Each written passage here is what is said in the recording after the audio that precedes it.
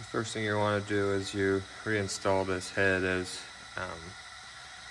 make sure you soak the head bolts in oil. I usually just rip the package open and just cover the bolts in oil.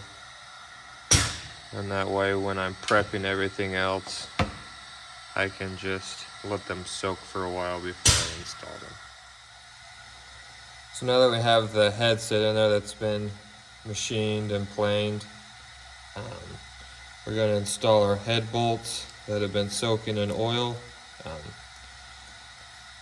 In my opinion, it's always way smart to get new head bolts, even if they are not stretch bolts. Whenever you do a head job, just gives you some peace of mind knowing that you don't have any stretched or bad bolts. So yeah, we're gonna install these.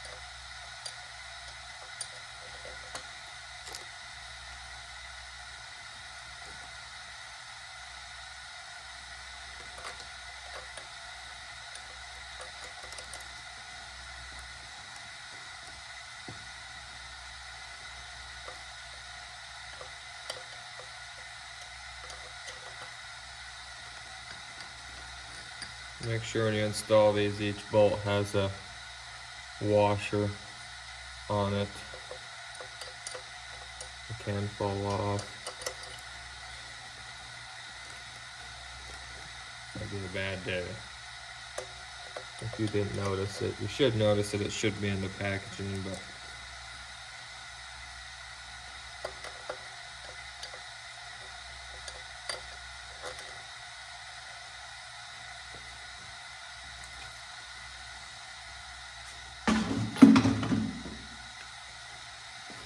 now just go around with your socket and start each bolt.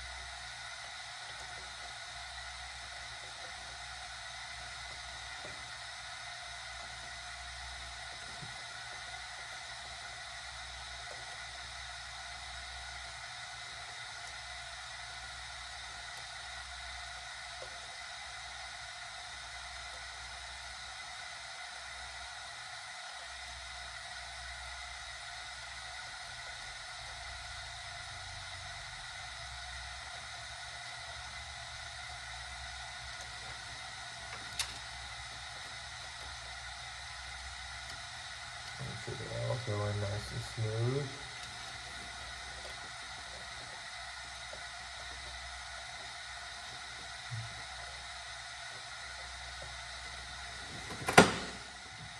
Then you can just go around and snug them with your air gun. Do not tighten them. You're going to use a torque wrench to do all the torquing specs.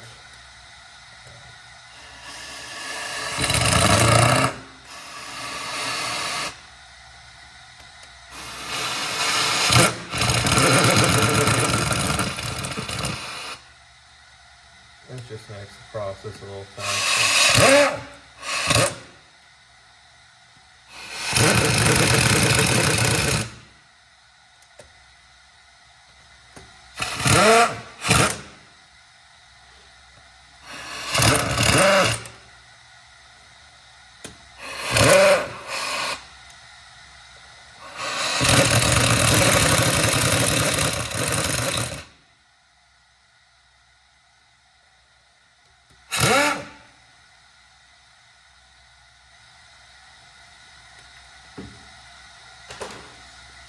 This next step, we're gonna torque these head bolts down. First going to tighten every head bolt down to 52 foot-pounds, and then you're gonna rotate all of them by 90 degrees.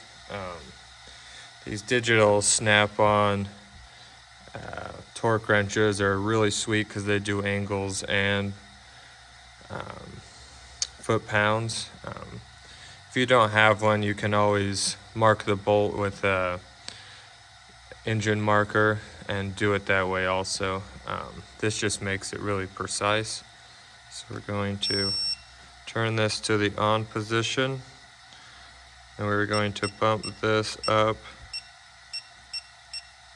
to 52 foot-pounds.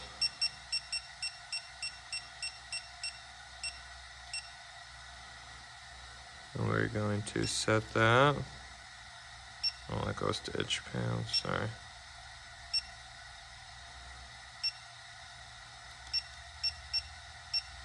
It's pretty cool. It shows it in inch-pounds. That would be 636 inch-pounds.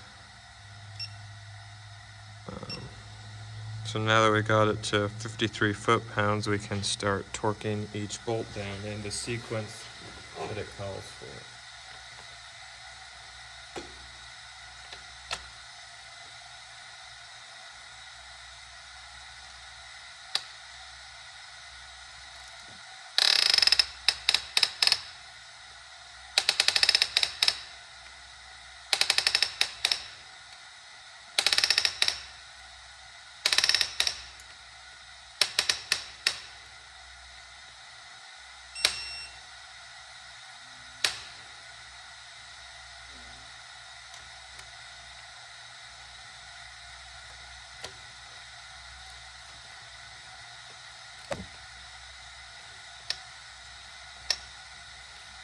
Everything that's nice about these torque wrenches is it shows you where you're at,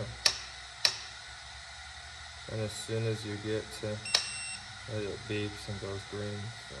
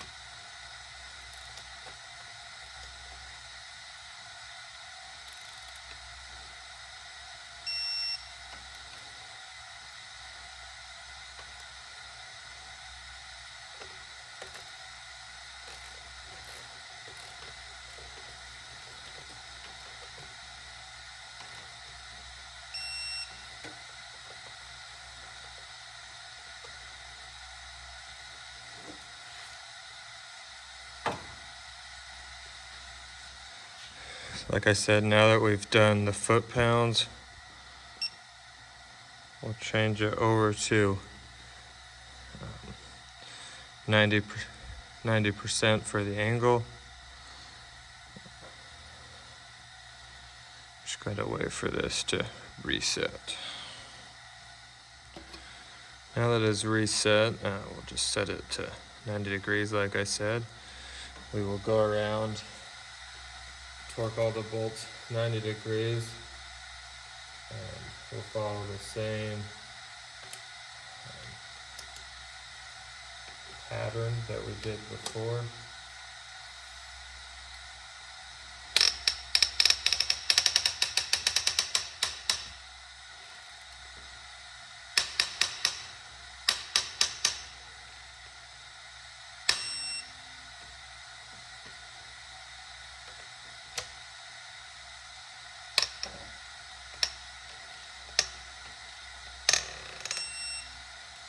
Pretty cool about these ratchets is you don't have to, you can ratchet it back and it still remembers where you're at.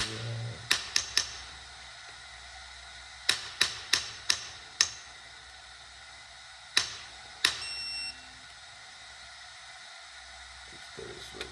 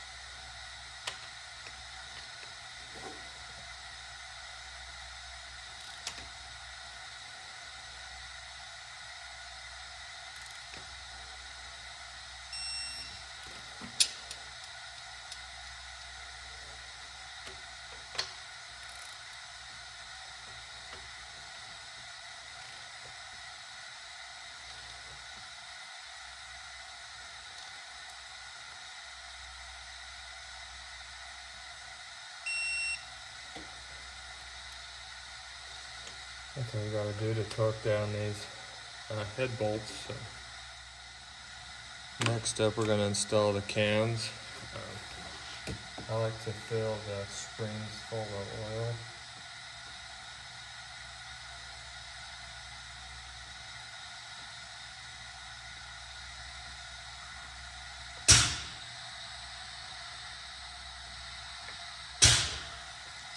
This is just engine oil, of course.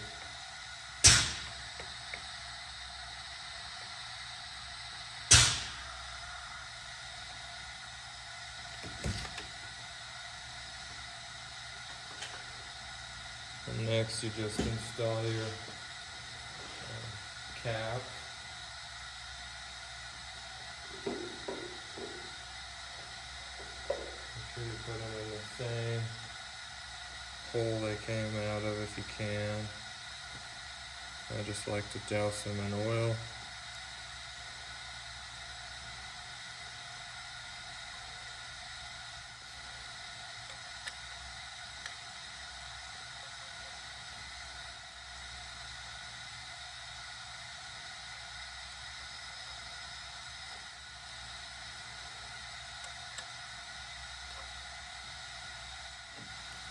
All I'm doing is putting them in oil,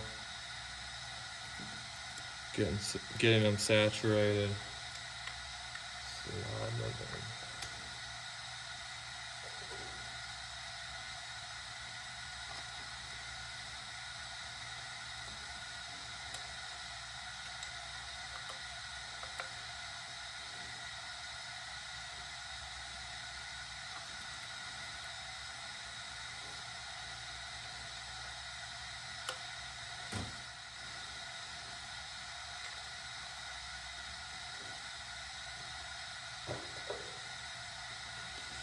And take your bearing, soak it in oil.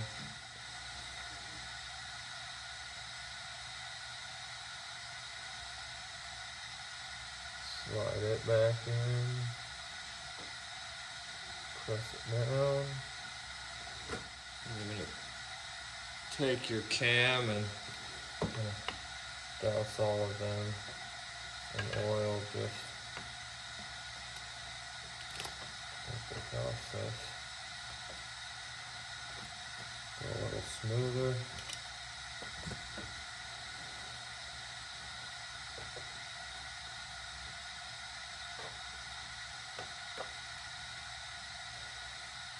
Just like so. And on your bearing caps, it's hard to see, but there's an arrow, and they are numbered also. You just want to make sure the arrow points towards the cam gear. We can also douse these in a little bit of oil also, especially the bolts. That helps them go in a lot smoother.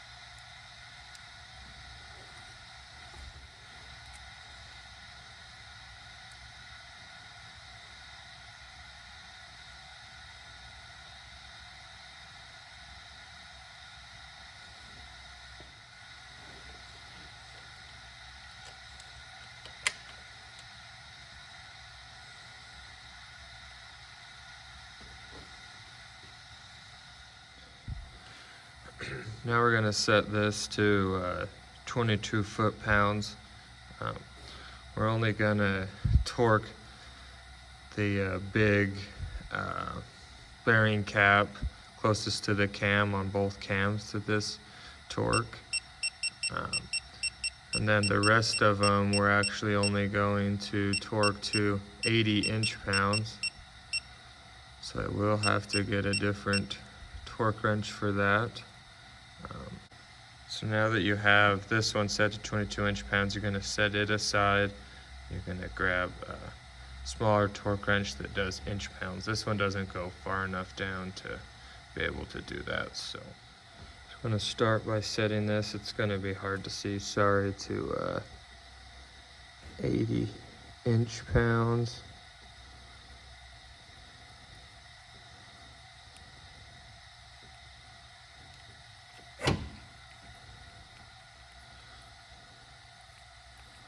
Just on the side here.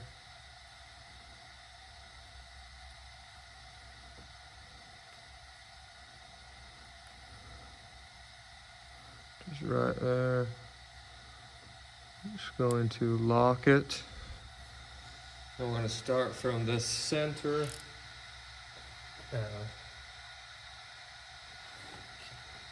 Cam bearings. We're going to torque all these smaller bearing caps to 80 inch-pounds.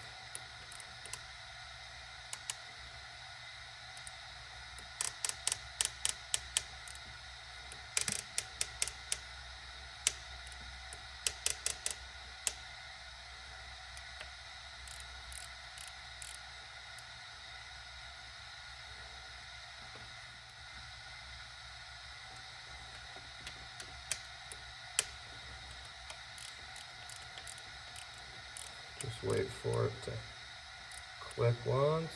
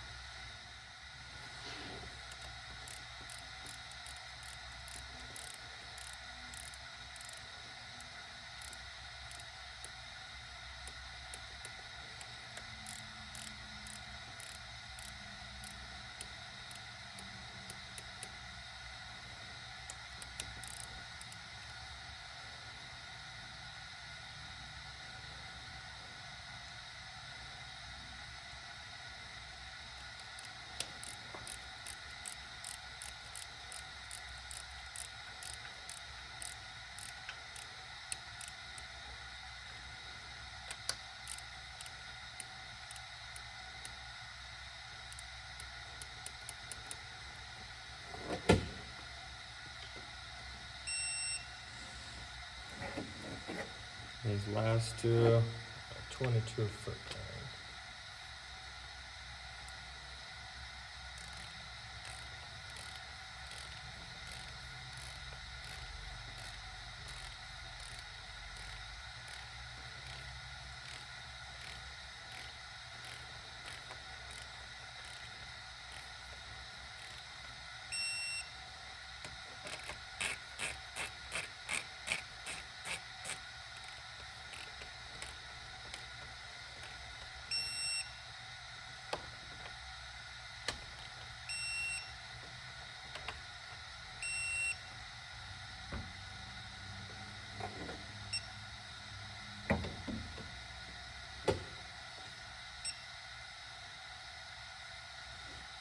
Then you just repeat the same exact process for the front cam. I'm not going to record it, I don't want to bore you to death, so as soon as I get that done, we'll be right back.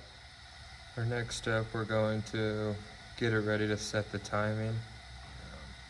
This is going to be too tricky to record while I'm setting it, so I'm going to get it all set and then show you how to line the timing marks up, where the chain should be, and we'll kind of walk through it once I get it all set up. So for the timing chain, there's three links that are colored. The orange one goes on the bottom. As we can see, there's this small little hole on the crank gear right here. You're just gonna take that and line it up with this crack right here between the block and the I think those are the bottom crank bearings. So we just line that up with that, and then up top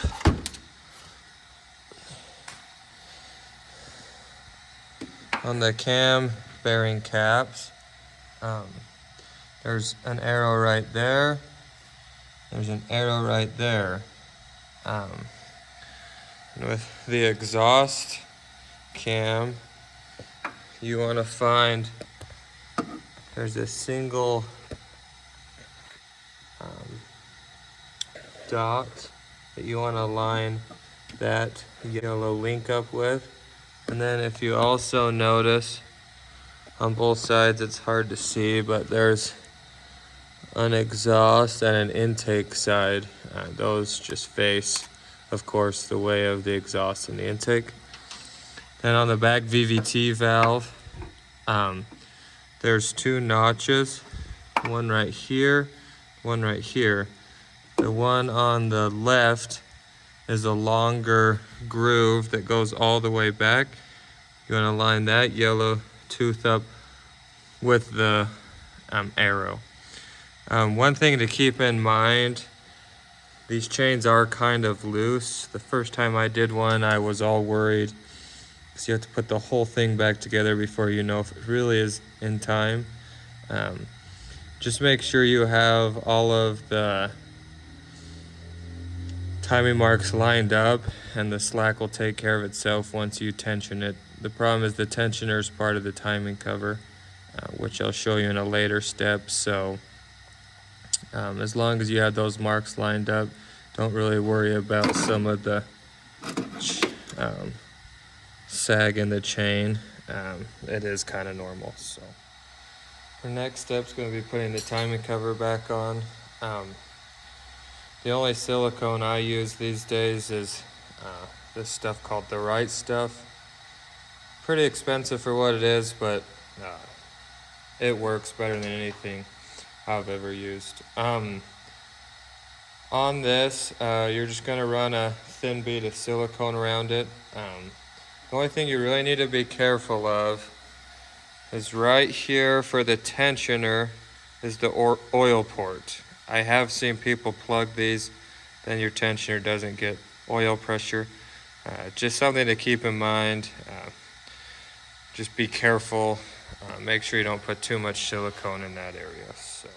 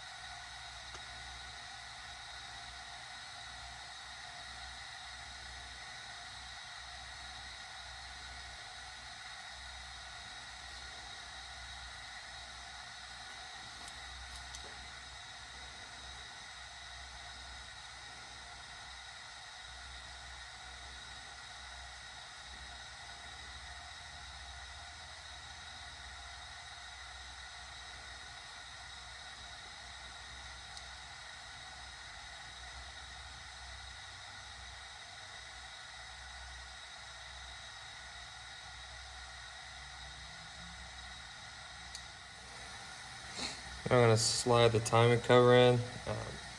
It helps if you jack the motor up with a jack just to give you a little bit more room to slide this cover in. It is kind of a tight fit.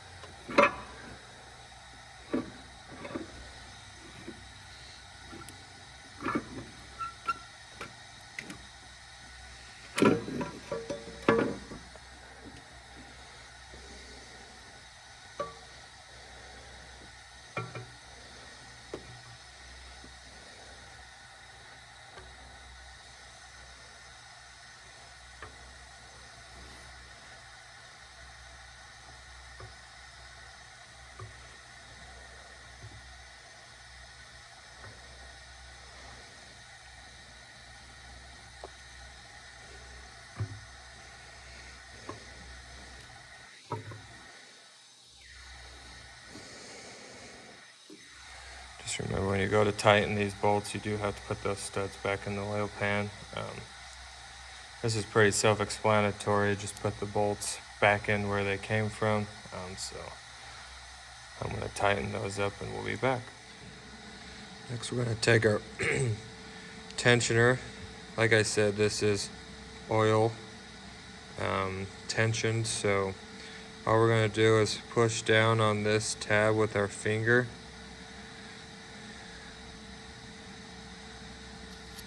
Push it down and use that to lock the tensioner in and then bolt it in. When releasing the tensioner, I like to take a small pick like so and just release it. You can turn it counterclockwise to release it also. I just like doing this. It gives me peace of mind. I don't know why, but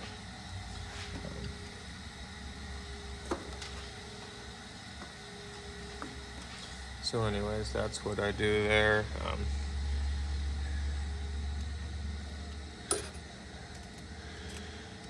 Just get it in there. Pop it out just like that. So the rest of the steps from here on out are just putting everything back together that we took off. Nothing special, so I'm not gonna waste the time or bored you with putting the rest back together. Just make sure you take your time and plug in every sensor and put it all back together, and as soon as I have it all back together, I'll start a video so we can see first startup. Now that we have everything put back together, I'm going to leave the coils unplugged. I'm going to go in the car and crank it. The reason I'm going to do this is that'll help oil everything and get the oil pressure up on the tensioner before I go to start it.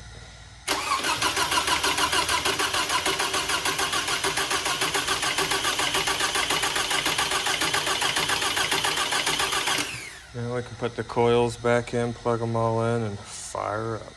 Before you start it up, it's a good thing to double check the oil. Make sure you got it up to where it should be. And we should be ready to start her up.